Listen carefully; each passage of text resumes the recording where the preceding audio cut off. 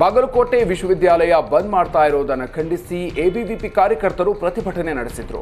ಜಮಖಂಡಿ ನಗರದ ಪ್ರಮುಖ ಬೀದಿಗಳಲ್ಲಿ ಪ್ರತಿಭಟನಾ ಮೆರವಣಿಗೆಯನ್ನು ನಡೆಸಿದ್ರು. ಈ ವೇಳೆ ಎಬಿವಿಪಿ ಕಾರ್ಯಕರ್ತರು ಸರ್ಕಾರದ ವಿರುದ್ಧ ಆಕ್ರೋಶವನ್ನು ವ್ಯಕ್ತಪಡಿಸಿದ್ರು.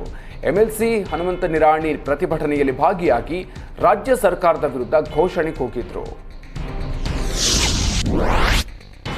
ಉಡುಪಿಯ ಸೈಂಟ್ ಮೇರೀಸ್ ದ್ವೀಪ ಸಮೀಪ ಒಮನ್ ಮೂಲದ ಮೀನುಗಾರಿಕಾ ಬೋಟ್ ಪತ್ತೆಯಾಗಿದೆ. ಒಮನ್ ಹಾರ್ಬರ್ನಿಂದ ತಪ್ಪಿಸಿಕೊಂಡು ಭಾರತೀಯ ಸಮುದ್ರಕ್ಕೆ ಬೋಟ್ ಬಂದಿದೆ. ಬೋಟ್ನಲ್ಲಿ ತಮಿಳುನಾಡು ಮೂಲದ ಮೀನುಗಾರರು ಪತ್ತೆಯಾಗಿದ್ದಾರೆ.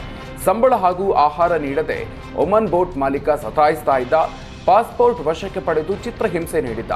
ಪ್ರಾಣಭಯದಿಂದ ಒಮನ್ ಹಾರ್ಬರ್ನಿಂದ ಮೀನುಗಾರರು ತಪ್ಪಿಸಿಕೊಂಡು ಬಂದಿದ್ದಾರೆ ಎನ್ನಲಾಗಿದೆ. ಇನ್ನು ಮೀನುಗಾರರ ಮಾಹಿತಿಯಿಂದ ಬೋಟ್ ಹಾಗೂ ಮೀನುಗಾರರನ್ನ ಕೋಸ್ಟ್ ಗಾರ್ಡ್ ವಶಕ್ಕೆ ಪಡ್ಕೊಂಡಿದ್ದಾರೆ.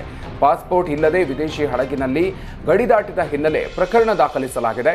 ಇನ್ನು ಕೋಸ್ಟ್ ಗಾರ್ಡ್ ಸಿಬ್ಬಂದಿ ಮೀನುಗಾರರ ಬಗ್ಗೆ ತನಿಖೆಯನ್ನು ನಡೆಸ್ತಾ ಇದ್ದಾರೆ. ಕಸ ಸುರಿಯಲು ಬಂದ ಟ್ರ್ಯಾಕ್ಟರ್ ತಡೆದಿದ್ದಕ್ಕೆ ಸ್ಥಳೀಯ ನಿವಾಸಿಗಳ ಮೇಲೆ ಹಲ್ಲೆಯನ್ನು ನಡೆಸಲಾಗಿದೆ. ಎಲೆಕ್ಟ್ರಾನಿಕ್ ಸಿಟಿ ಸಮೀಪದ ಬೆಟ್ಟದಾಸನಪುರದ ಬಳಿ ಈ ಘಟನೆಯಾಗಿದೆ. ಇದೇ ತಿಂಗಳು 23ನೇ ತಾರೀಕು ಸಂಜೆ ವಿಟ್ಟಸಂದ್ರ ಮತ್ತು ಮೈಲಸಂದ್ರ ಗ್ರಾಮದ ಕ್ವಾರಿಯಲ್ಲಿ ಅಕ್ರಮವಾಗಿ ಬಿಬಿಎಂಪಿ ಕಸ ಸುರಿಯುವುದನ್ನು ಸ್ಥಳೀಯರು ವಿರೋಧ ಮಾಡಿದ್ದಾರೆ. ಇದಕ್ಕೆ ಆಂಟೋನಿ ರಾಜ್ ಅಂಡ್ ಗ್ಯಾಂಗ್ ಪ್ರಮೀಳಾ ಮತ್ತು ಜಯರಾಜ್ ಅನ್ನೋರ ಮೇಲೆ ಹಲ್ಲೆಯನ್ನು ನಡೆಸಿದ್ದಾರೆ.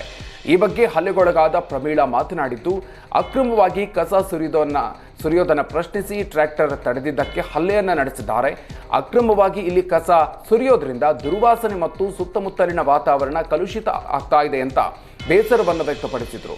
ಇನ್ನು ಸದ್ಯ ಇದಕ್ಕೆ ಸಂಬಂಧಪಟ್ಟಂತೆ ಆರೋಪಿಗಳ ವಿರುದ್ಧ ಎಲೆಕ್ಟ್ರಾನಿಕ್ ಸಿಟಿ ಪೊಲೀಸ್ ಠಾಣೆಯಲ್ಲಿ ಎಫ್ಐಆರ್ ಅನ್ನು ದಾಖಲಿಸಲಾಗಿದೆ.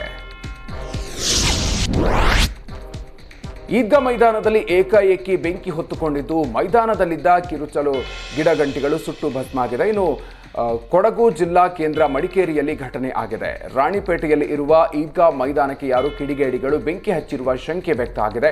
16 ಎಕರೆ ಪ್ರದೇಶದಷ್ಟು ಇರುವ ಮೈದಾನದ ತುಂಬ ಭಾರೀ ಪ್ರಮಾಣದಲ್ಲಿ ಬೆಳೆದಿದ್ದ ಹುಲ್ಲು ಒಣಗಿತ್ತು. ಹೀಗಾಗಿ ಬೆಂಕಿ ಬಹಳ ಬೇಗ ಮೈದಾನದ ತುಂಬೆಲ್ಲ ವ್ಯಾಪಿಸಿ ದೊಡ್ಡ ಪ್ರಮಾಣದಲ್ಲಿ ಹೊತ್ತಿ ಉರಿದಿದೆ. ಇನ್ನು ಸ್ಥಳಕ್ಕೆ ಮಡಿಕೇರಿ ಅಗ್ನಿಶಾಮಕ ಸಿಬ್ಬಂದಿ ಭೇಟಿ ನೀಡಿ ಬೆಂಕಿ ನಂದಿಸಲು ಹರಸಾಹಸ ಪಟ್ಟರು.